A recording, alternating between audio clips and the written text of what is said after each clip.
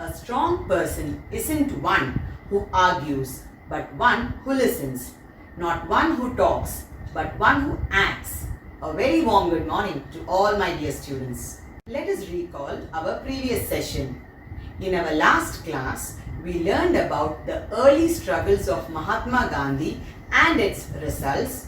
We learned about Rowlatt Act, Jallianwala Bagh massacre, non-cooperation movement and the circumstances that led Gandhiji to suspend non-cooperation movement, Khilafat movement, Purna Swaraj, civil disobedience and the Salt Act. Here is a mantra, a short one that I give you. You may imprint it on your hearts and let every breath of yours give expression to it. The mantra is do or die. We shall either free India or die in the attempt. We shall not live to see the perpetuation of our slavery. This was quoted by Gandhiji, wherein these lines explain to us about the expression do or die. According to Gandhiji, we should either free India from the British or die in the attempt of making our country free from the clutches of British. Gandhiji made this statement in the conference of National Congress held in Bombay in 1942. Let us now discuss how the Quit India movement became a turning point in India's freedom struggle. The Quit India movement was the last popular protest organized by the Indian National Congress under the leadership of Mahatma Gandhi. It was a mass movement based on the ideology of non-violence to force the British to leave the country, offering complete freedom to Indians. Now, let us see the factors that caused Quit India movement. Firstly, neglecting to implement constitutional reforms in India by the British. Secondly, the public were very unhappy with the rise in prices and famine. Finally, the Indians assumed that the British would be defeated in the Second World War. Let us now see the directions given by Mahatma Gandhi as a part of the Quit India movement. Firstly, princely states shall recognize the sovereignty of their people. Sovereignty here means supreme power or authority. Second one, farmers shall not pay taxes. Thirdly, government officials shall disclose their loyalty to Indian National Congress without resigning their positions. Fourth one, without quitting their positions in the army, soldiers shall disobey orders to shoot and kill Indians. And finally, if possible, students shall boycott education till attaining freedom. The British thus suppressed the Quit India movement very severely and arrested Indian leaders including Mahatma Gandhi. In anger, the uncontrolled mob demolished government officers, electric lines and transportation facilities. By the end of 1942, India was completely uncontrollable.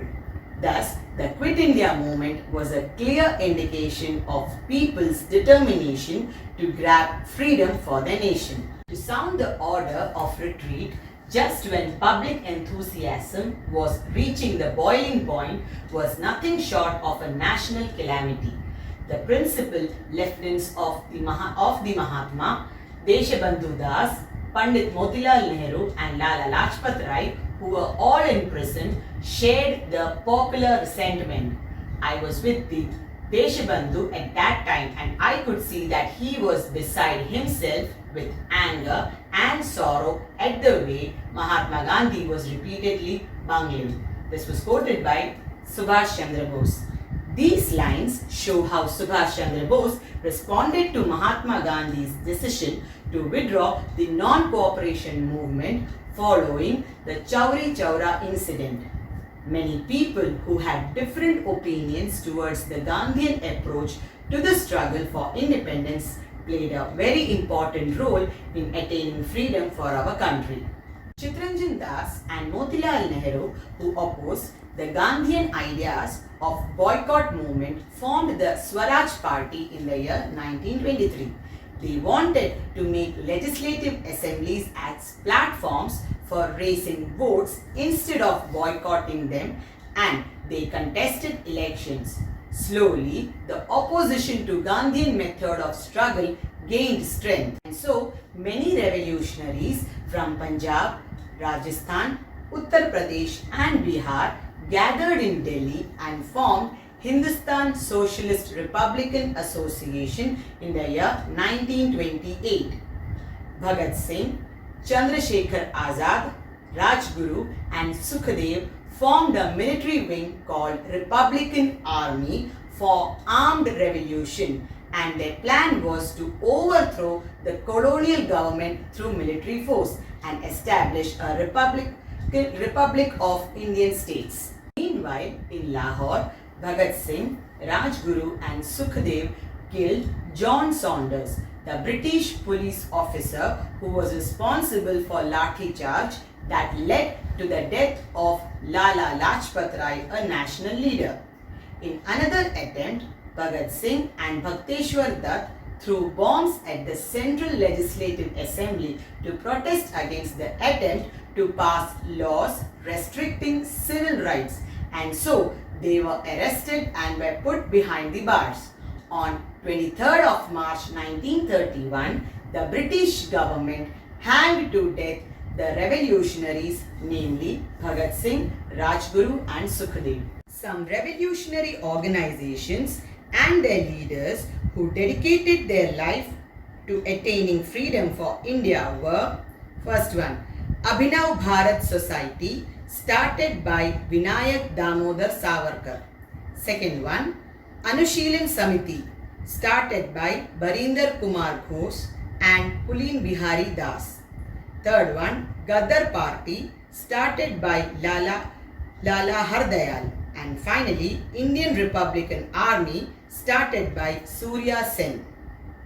Socialist ideologies started spreading in India in 1930s, and these ideas influenced the section of Congress activists like Pandit Jawaharlal Nehru, Subhash Chandra Bose, Jai Prakash Narayan and Aruna Asaf Ali led the Congress Socialist within the Indian National Congress. Under the chairmanship of Jai Prakash Narayan at Bombay in the year 1934, a meeting was held and the Congress Socialist Party was formed. This organization played an important role in the Quit India movement.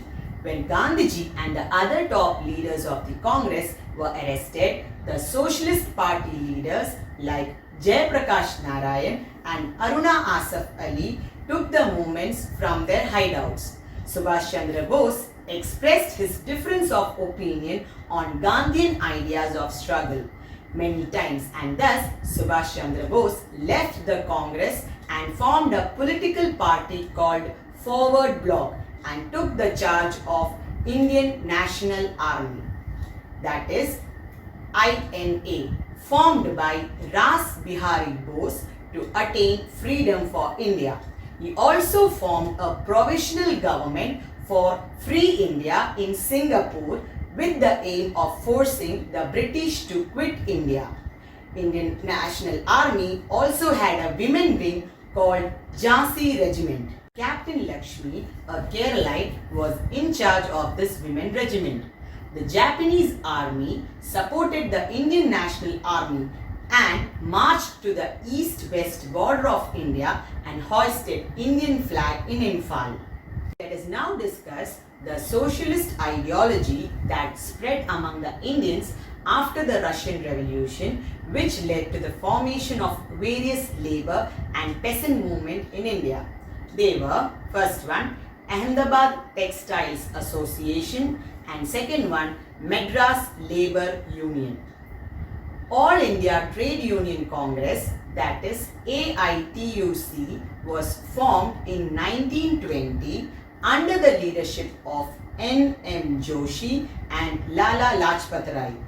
This union had three main objectives. They were: first one, to organize and act as a working class. Secondly, to facilitate Indian working class to cooperate with the working class outside India. And third one, to participate actively in the Indian freedom struggle. Let us now discuss why the Indian farmers started peasant movements in India. Because of the tax laws of the British and severe exploitation of the zamindars and the low price of agricultural produces led the Indian farmers to an organized struggle and started peasant movements. All India Kisan Sabha was formed in Lahore by the efforts of leaders like N.G. Ranga. The All India Kisan Congress was later called as All India Kisan Sabha. The basic demands of the Indian farmers were prepared in the All India Kisan Samiti conference held in Bombay, and the demands were: firstly, reduce 50% of land tax and lease charge. Second one, clearance of debts. Third one, cancel feudal taxes. Fourth one, ensure minimum wage for agricultural workers. And finally, recognized peasant unions. Let us discuss the agitations and revolts that were held in various parts of the country. Agitations and revolts that existed in India were: Tebaga struggle was started in Bengal, Telangana struggle started in Andhra Pradesh, and naval mutiny started in Bombay. The policy taken by these organizations were to equally oppose the imperialist policies of the British government as well as the feudal system that existed in India. Let us see what led towards India's independence. Imperialism collapsed after the end of the Second World War. Due to financial crisis, Britain was unable to maintain its colonies. Many freedom struggles in the continents of Asia and Africa, American and Soviet policy against colonialism forced the British to free India from their clutches. The new British government that came to power under the Labour Party led by Clement Attlee, who had a sympathy to India, also helped in our independence from colonial rule. The All India League under the leadership of Muhammad Ali Jinnah raised claims for a separate nation called Pakistan. Lord Mountbatten, who was appointed as Viceroy of India to deliver freedom to India, addressing the question of partition. He argued that freedom for India was impossible without partition, and to support this argument, he prepared a strategy called Mountbatten Plan. The proposals put forward were: first one, to form a separate country in Muslim majority areas as per the Muslim wish. Second one, to divide Punjab and Bengal. Third one, to conduct a referendum to determine whether to add northwest frontier provinces to Pakistan or not. Referendum means a general vote by the electorate on a single political question which has been referred to them for a direct decision. Fourth one, to appoint a commission to determine the borders in Punjab and Bengal. Now, let us discuss what led to the division of India. The Congress and the All India League approved the plan put forward by Lord Mountbatten, but nationalists like Khan Abdul Ghaffar Khan, also known as Frontier Gandhi, opposed the Mountbatten plan. In 1947, when British Parliament passed the Indian Independence Act, two free nations, namely India and Pakistan, came into existence, and Pandit Jawaharlal Nehru became the first Prime Minister of independent India. Children, that's all for today. Thank you. Stay home, stay safe.